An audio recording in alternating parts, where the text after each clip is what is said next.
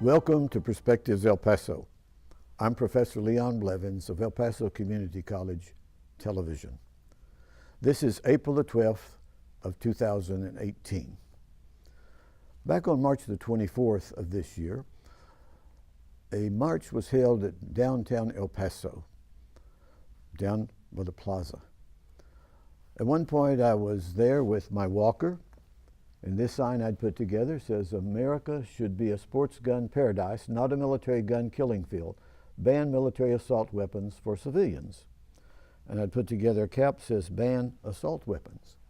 It was at that demonstration that I heard the name of Lyda Ness-Garcia, who had helped organize the meeting. I also heard that a number of high school students were there that helped put the march together.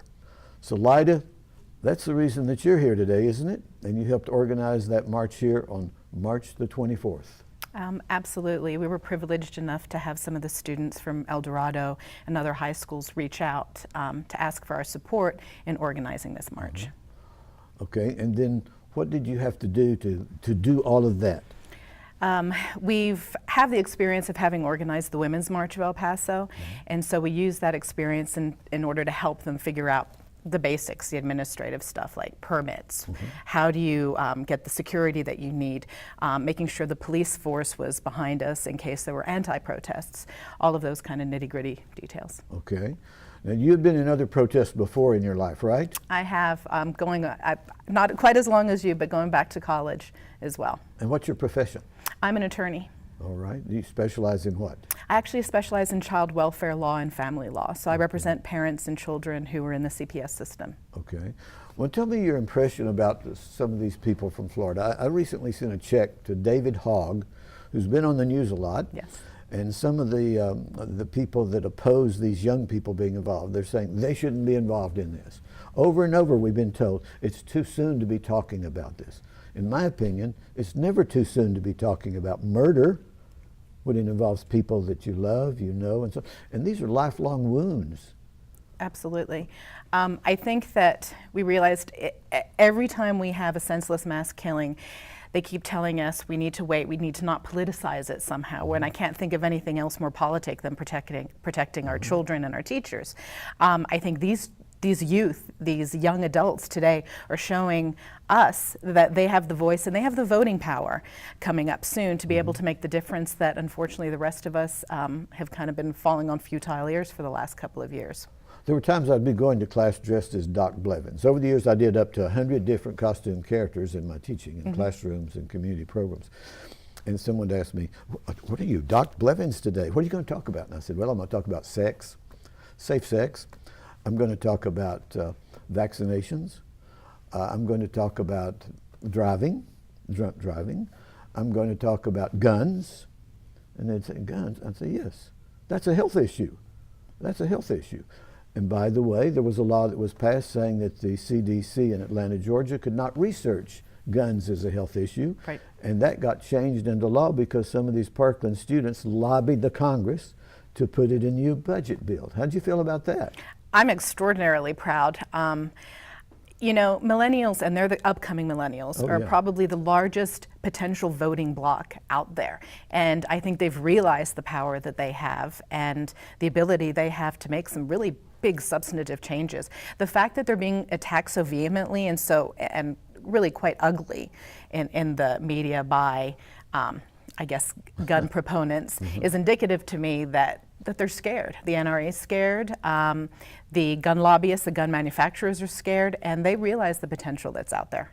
Now I have a program that I've already taped. It's coming up right away before this one will be shown, with a former student of mine from 1974, and he is a member of the State Rifle Association and the NRA, National Rifle Association. And the conversation went along this, and I won't repeat the whole thing, but I opened it talking about responsibility. Freedom and responsibility. We have these freedoms, but we should be responsible. And so we broke the program into two pieces. Responsible gun use, sports and all this, Olympics and everything, and then irresponsible gun use. This is about irresponsible gun use. The use of it as intimidation, the use of it to eliminate people that you don't want anymore. And our history is full of that. The assassination of President Kennedy. the assassination of his brother Robert, the assassination of Medgar Evers and Martin Luther King Jr. Those were political acts, but they also affected the emotional health of this nation. You want to address that? You know, I think that everyone always thinks we just want to come away and take away everyone's guns, and that's not, by far, at least my perspective, it's not what we're trying to do. Mine too. And I think when the NRA was first founded, at least historically, it was about responsible gun use. It was very much about making sure it was appropriately regulated. That changed over the decades, and you know, I have personal opinions as to why it changed, one of them being that it's really gun manufacturers who support the NRA. But I would think so many responsible gun users believe in responsible gun regulation. That's it. Not taking away your guns, but talking about exactly what you're talking about, banning military assault weapons, background checks, waiting periods, things that are rational, most rational people agree with.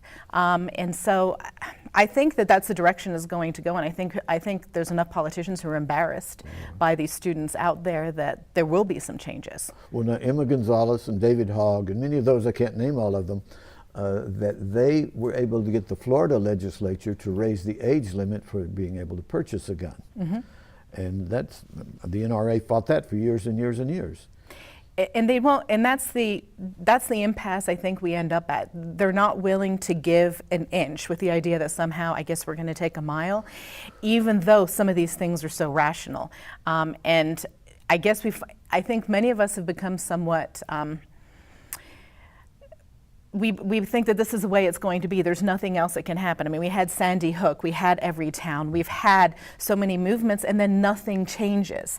And so now we've actually seen a big punch into the side of the NRA and how they've confounded gun reform over the last couple of decades, that I'm feeling really positive about it after all these young adults, I'd like to call them at this point, have become active. Well, yeah, they're not kids. No, they're not kids. They're young adults. Not at all. I used to be a debate coach. In fact, I was a debate coach in Deming, New Mexico years ago, where that student was from that I told had committed that murder. And I thought about that when I saw these young people, and David Hogg, a debater, and some others had taken debate. And yet the NRA some of the NRA leaders were accusing them of being actors, paid actors. Right. They're not paid actors. They're trained individuals. And you went through some of that too, didn't you? In becoming a lawyer, you learned how to debate both sides of an issue. Yep, absolutely. And that's what I liked about it, and that's what I wrote when I wrote to David Hogg and sent him a check. And it costs money to go to these rallies and these meetings. Now, where do you go from here? Are you venturing out to other schools? You mentioned El Dorado. Are they weaving out into the community and teaching others how to do some of these things? One of the hopes that we have is they did form an organization called Sun City Activists, and it was founded by two El Dorado students, Sergio Tarango and Ileana Garcia. And their hope was to continue with student activism beyond the march, because everyone gets excited, everyone gets rallied up, and they go to a march and they feel energized. But then where does that energy go? It has to keep moving forward. And so we're hoping, I mean, April 20th, of course, there is a planned walkout, and my understanding is there's going to be support from the administration in trying to make it somewhat organized so that we can be sure students are protected. And so that's the next step, is my understanding. And then we got to vote in November. Well, at the rally at the plaza downtown, there were two men walking up to me, and they had AR-15 strapped over their shoulders. Did you see them? I did see them. And they were upset with my sign, and they said, "This is not an assault rifle." I said, "Well, when it goes pow pow pow pow pow pow, it's an assault rifle." and so they were. I said, and it's both sides of the issue. The legislature here has declared this is an open carry state. The legislature here, very conservative legislature here, has said that people can get licensed to carry guns, concealed guns, even into the schools, colleges, and so on. I think we ought to, if they're going to say that, we need a law that says that they can open carry the AR-15s into their legislative offices. Well, it's funny that the NRA banned weapons at their last conference, as did the Republican convention. So I would agree with you there. So anyway, we had a short conversation, and I went on my way, and I saw some of my former students there with signs, and they were demonstrating. And some of them we'd seen earlier. I went with my wife and some of her friends to the Women's March here. My wife and another one of her friends, they went to Austin and participated in the big march in Austin, the Women's March. My thinking of this is, why are so many people moving into the streets with signs? My theory has been for a long time, when the legislative process breaks down and the people that we elect to the legislature to make laws are not passing laws that serve the people, then the people's recourse under the First Amendment is to move to the streets. And so much of modern politics has come down to money and expensive television ads to turn out people to vote. These millennials out of Parkland and others are saying, we don't stop there, we move to the streets. Now let's deal with this one. Registering to vote. You were getting people registered to vote down at the plaza, correct? Correct. Okay. Now where did you recruit the people to help register people to vote? Voto Latino was out there registering people to vote, and the League of Women Voters was out there as well. And then Moms Demand Action had also had a table in order to actually write postcards to your legislators and help get people registered to vote. Okay. I think it's like I said before, we can get energized by moments like this, but it's keeping that energy going at least for another 6 or 7 months until we can get out there and vote. You know, when you look at the people who come out and vote, it's such a small percentage. It doesn't reflect. It doesn't reflect at all, I believe, the will of the people, because when they do polls, most people want some sort of rational gun reform. And that's what reasonable, rational gun reform. And I think most gun owners would be for that. Most law enforcement are for that. And so that's always the struggle, keeping that momentum going until election time, because these midterm elections are going to be a powerful game changer, I think. I had a sign, this sign with me, and I saw one of our friends, Carol Wallace, you know her? Yes, I do. With League of Women Voters, Yes. working to register people, so we have a picture of that. Maybe we can weave that into this program. It's people like that that make a difference. But I've noticed something about and I've worked with people with the League in years past. A lot of these League of Women Voters people are like me, they're getting older. How do you recruit the young people? They want to go to dances and entertainment and the big rallies and all this stuff, the entertainment things. How do you activate them? Well, I think that's why having a young activist demographic like Sun City Activists is so important. If you notice at the plaza, they had artists and musicians that reflected, you know, their ideals, their demographic, and I think that that's how you begin. Voto Latino is relatively new here in El Paso, and I think that they're going to work very hard in recruiting youth and recruiting the Hispanic population.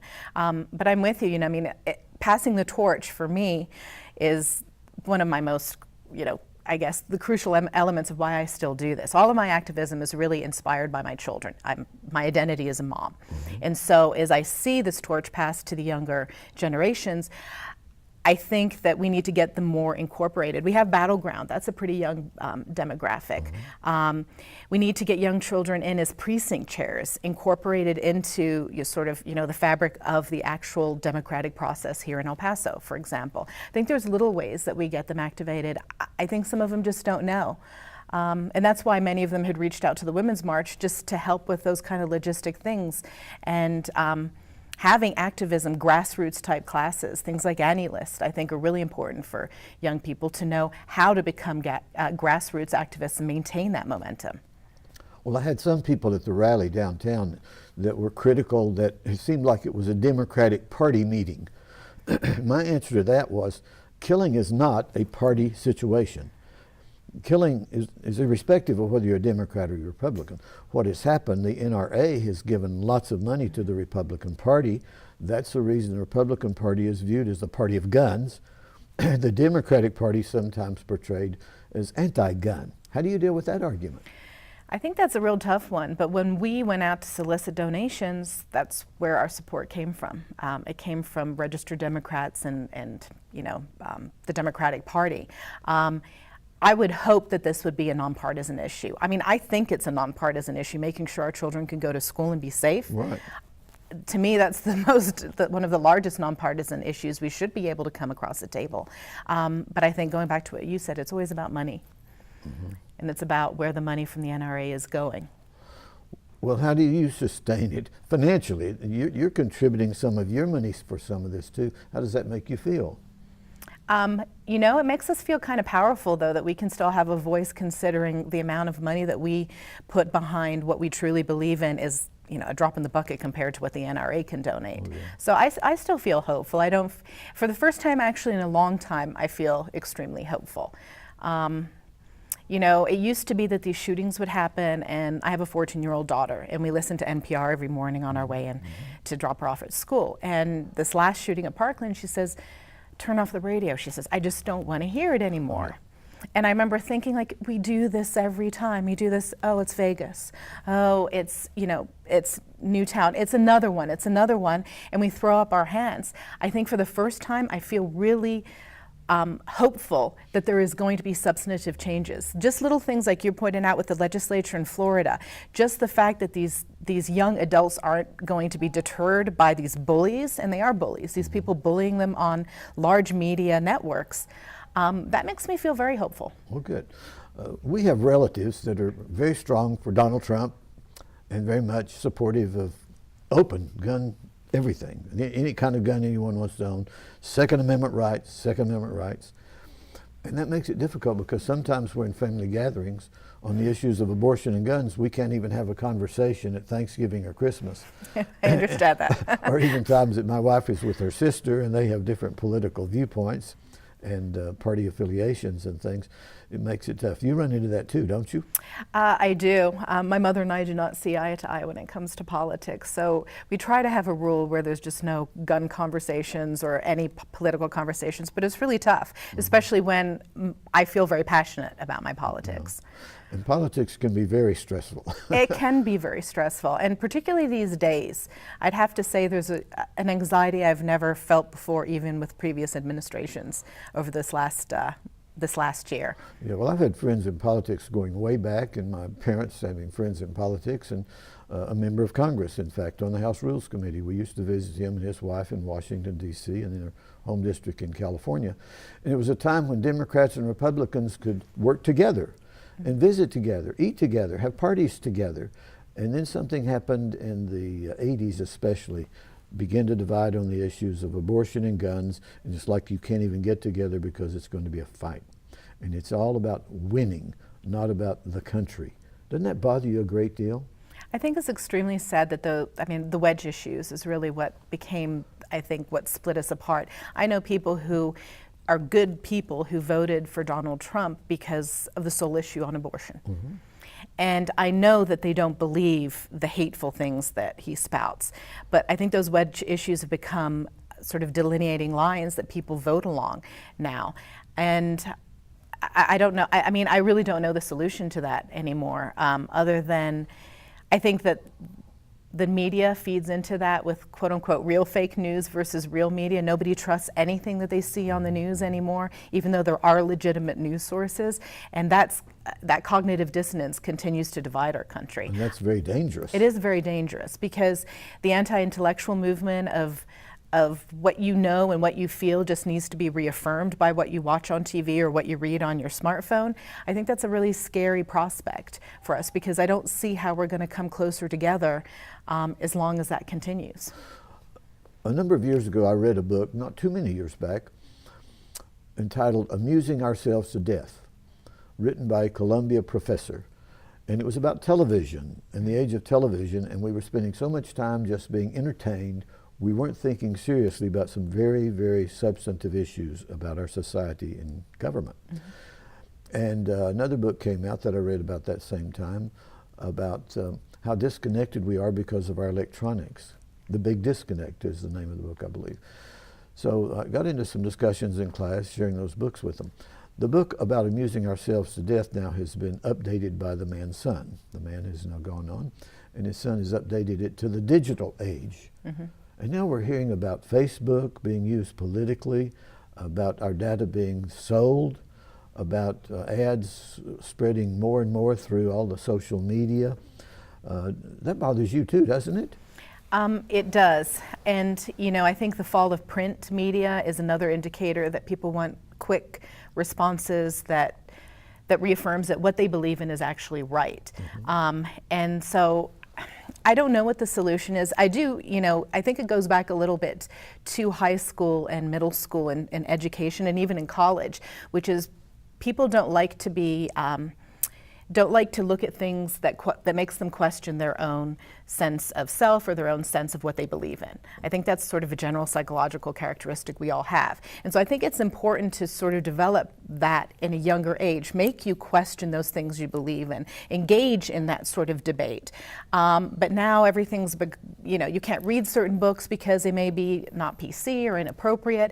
But I still think that's one of the problems that we have is we don't learn how to critically think as much as we get older because, well, we're teaching to a test. We're not teaching children to critically think, which is a whole other conversation. Yeah, a lot of the civics courses were dropped, and we're spending more time teaching them how to use computers, but we're not teaching them how to govern themselves. Or we're spending time being amused by basketball and football and the statistics on everything, and what bracket they're in, rather than what's going on here. Some people, this is too uncomfortable for some people. It's not uncomfortable to talk about the sports. I think that part of it has to do with trying to reposition the whole argument. And it's hard, and you mentioned there were very few anti-protesters who came out at the last march. But the message that they were hearing or that they believed was we were coming to take their guns. Yes. And I think that has to somehow be revisioned and repositioned, because once there's an understanding, we have rational, regulation of so many things. I mean, all liberties are not unadulterated liberties in the United States. Even free speech has its parameters. And so I think if that you can try and work around that, there may be a better meeting of the minds. Obviously, getting money out of politics would be my primary hope, but I can't foresee that happening anytime soon on either side. Campaign finance is one of our biggest problems. There's no doubt about that. And the way that the media reaches the public, it's not door to door anymore. We're too big of a society. And the media with negative ads change the way people think. And there's a lot of psychology in this. All these hearings with Mark Zuckerberg, with Facebook and everything, Cambridge Analytics, is they're finding that these psychologists have figured out how to change the way we think about everything, including the products we buy and including the candidates that we support. I think that I think this is an interesting conversation with Mark Zuckerberg and Facebook now, because I think if there's some accountability on social media sites about the truth of what they propagate and that responsibility, there could be some changes there. I was listening to actually NPR, and they were talking about YouTube and how YouTube ends up, you watch your first video and then it gives you the second video and then the third, and it gets progressively, stronger in its affirmation. So if you watch something about the Twin Towers on 9/11, the next one you watch is going to be, did we really land on the moon? And the next one's going to be, let's say, Flat Earth Society. And so it becomes progressively more radical in its conspiracy theories. Right. If there are algorithms to change that. So the moment you see that first video that tells you the moon landing is fake, maybe the next video you see is one that shows you why it is true. Because once facts become fiction and we question what is truth and what is facts, we end up with the problem that we have today. And so I think if there's some accountability from places like Facebook, that they don't post articles that are demonstrably false, there could be some changes in terms of how we educate the public. In 1969, man lands on the moon. My wife and I saw, and our children saw that on a little television set up on the high mountains in Colorado. We get down to California, where my father and stepmother lived, and the first thing I asked when we got in the house was, did you see the moon landing on television? He said, it's fake. It's fake. 1969, he said, it's fake. They faked it out in Nevada just to get more tax money from us. I said, you got to be kidding. He said, no. And when I told that to my classes at Texas Tech in Lubbock, where I was teaching at the time, when I got back in the fall semester, and they laughed and said, oh my gosh. Then later, several years later, I mentioned that, and someone says, there's a movie been made about that. I don't remember the name of the movie, but he said, there's a movie been made about that, how that's fake. And this is one of the dangers, this stuff about what's fake news and what's real news, or what's our alternative facts compared to real facts. We shouldn't even have to debate that. No, facts are facts. And unfortunately, because facts have become so, and well, intellectualism has become such a rampant problem, I think. Right. But because facts can now be questions as just saying, no, it's not real, and that's it, and no more intellectual discourse behind our analysis of it, that's become really problematic. And if we make people like Facebook and YouTube accountable for what they put on their sites as being, factually true or not, maybe we'll make some progress. I don't know. I still think people will find their own affirmation of what they believe in other places. Well, there's a phrase we hadn't heard much until recently: siloing. People are in their own silos, right, and they don't like to listen to stuff outside that. When my children were growing up, we had one television set, mm-hmm, and we were all listening to the same thing, watching the same thing, hearing the same ads, and it shaped our thinking to a very large extent. But then when we became so prosperous and everybody had their own television set in their room, now everybody has their own cell phone and walk around with it like this all the time, we're living in our silos, and that can be dangerous. Now, when I wrote to David Hogg and sent him a check for a little bit of money, I mentioned this point, you mentioned a while ago, and we've discussed some, is this point needs to be made very strongly. We're not out to take guns. We're out to take away mass killing guns. When I watched Charlie Min's movie about the Las Vegas killing, the mass killing, almost 500 were wounded, and you could hear this pop, pop, pop, pop, pop, pop, pop, pop, pop, pop, rapid fire stuff. When I was a kid going out shooting rattlesnakes and rabbits and coyotes and stuff, it was bang, bang, bang. Mm-hmm. It used to be, the doctors here were talking about when someone came over from Juarez, brought over to Thomason Hospital, now University Medical, they'd have one gunshot wound in their body, or 4 or 5, but now they're riddled apart because of this kind of rapid gunfire that's going on. Mm-hmm. That's the reason, that's the weapon of mass destruction.